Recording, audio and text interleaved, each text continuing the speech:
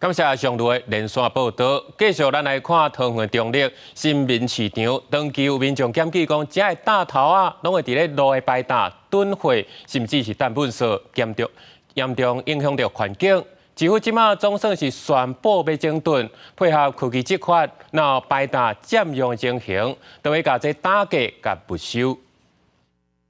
高薪差110块，10块，10块。菜色水果放伫路上卖，市场店家摆搭营业，会当看到分隔岛拢是纸箱啊、菜篮加粪扫。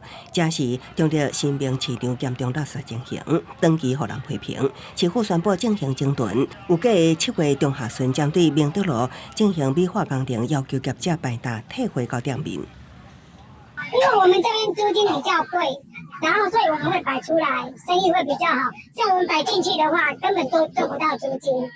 会有影响啊，对，所以因为就没有收入啦，会影响到我们。对啊，我们就是靠这个赚钱为生的，对啊。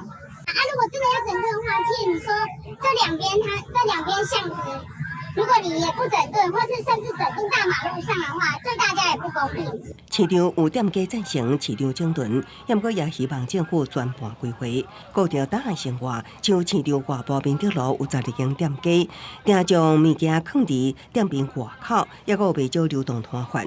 环保局统计，针对新民市场外的粪扫堆置加环境垃圾，今年以来处理83件，以废弃物清理法处清理到6000，总计财罚大约是10万。